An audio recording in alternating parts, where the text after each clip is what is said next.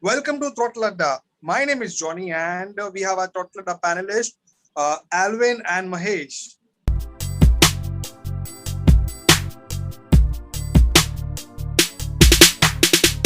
We are here to review the Italian 2021 MotoGP race.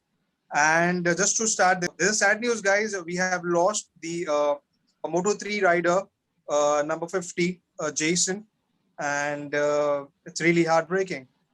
Yeah, that's right. Yesterday, during the qualification, Jason he was involved in a crash. It was a three-bike crash wherein Jason's rear end just left and two of the bikes,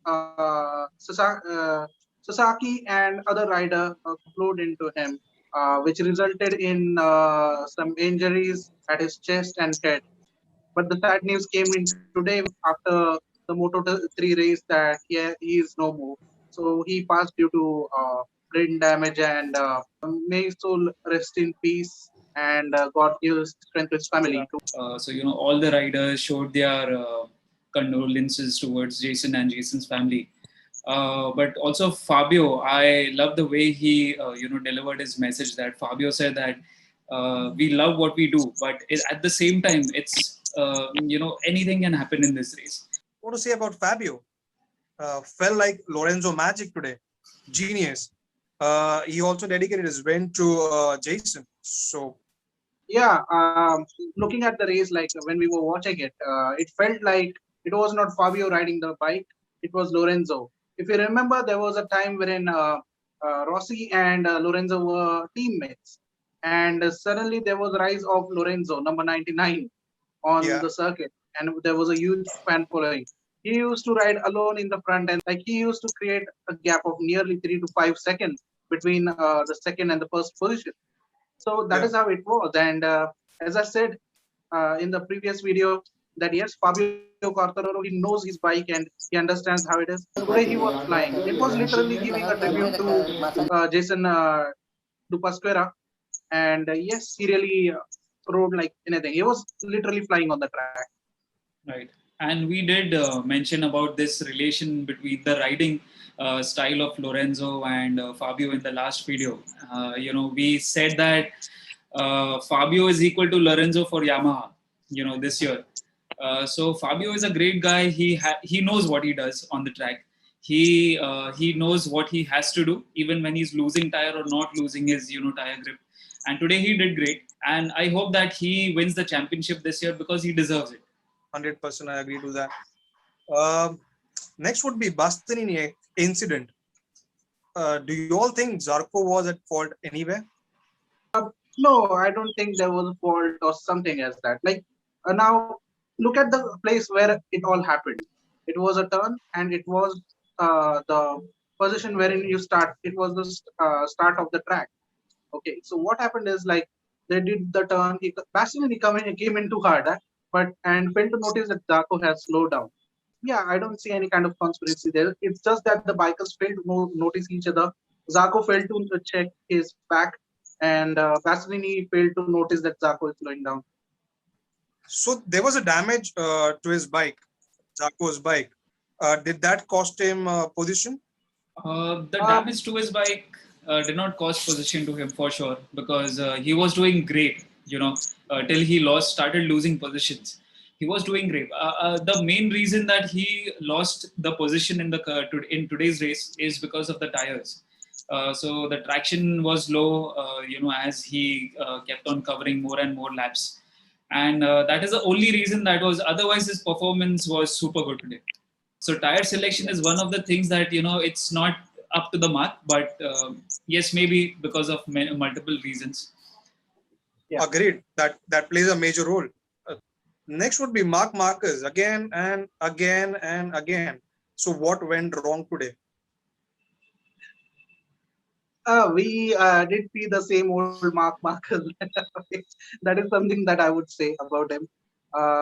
Look, he's the fastest in the corner. That is something that you need to agree. But the thing is, he fails to make that decision whether to go in for it or not. Or else he takes a hasty decision of, yes, passing over the rider thinking that he would pass him. But it does not happen every time.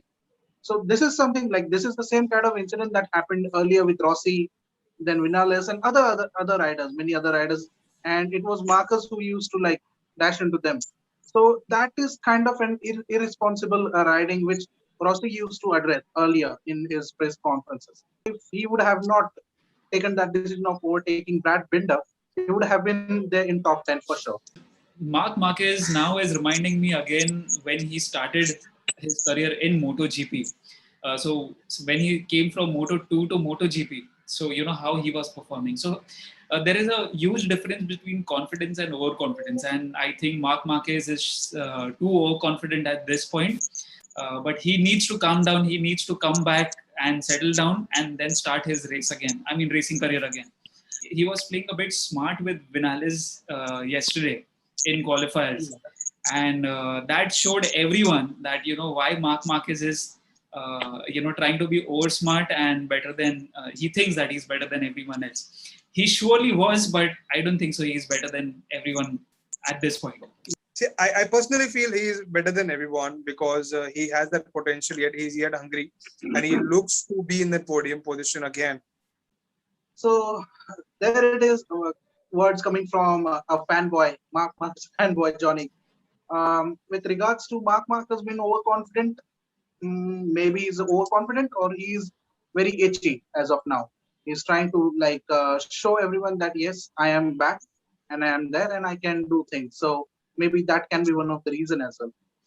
It's too early to judge, but yeah, we'll move on to the next one. Francesco Bagnaia. Why did he miss his line? The end of the race for him.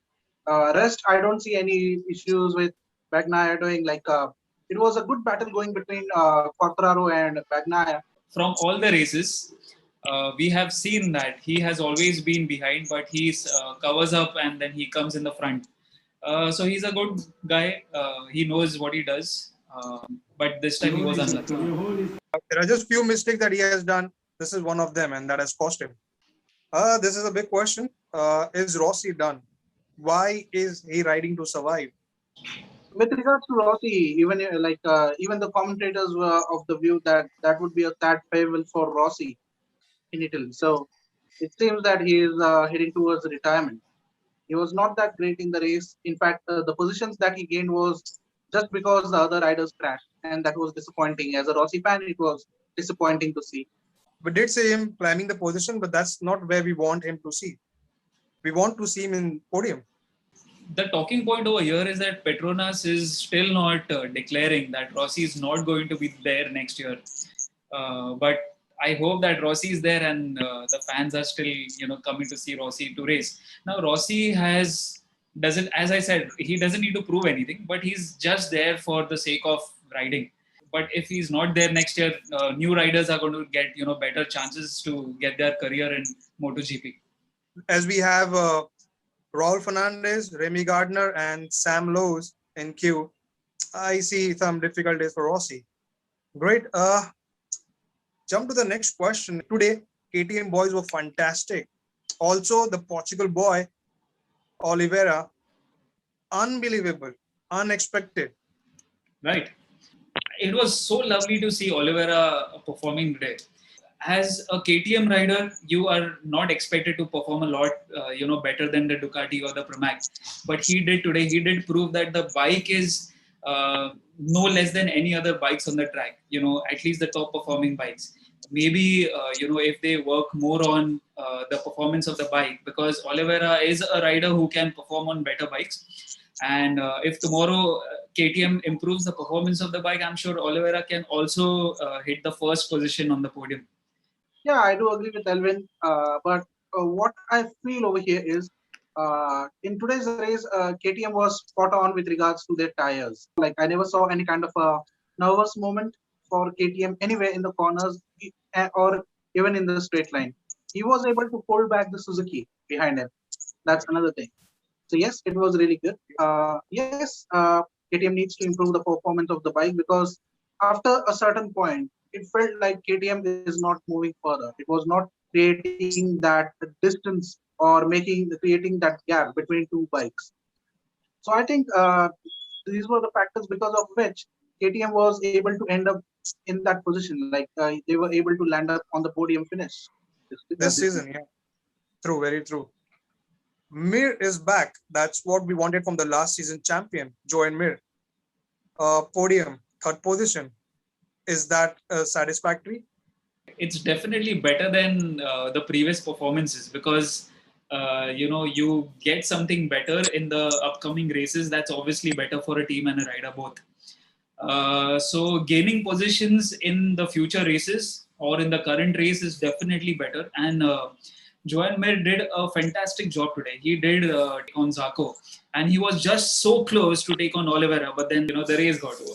Otherwise, he would have definitely gone ahead and taken the second position. After KTM, it was a Suzuki which had spot-on tires. Yes, that was the thing. If you see, it gave a good fight to the Ducati. Jack Miller was able to overtake them in the straight line, but unfortunately, I think the soft compound tires which he was using that gave up, and he was not able to maintain that position throughout the race.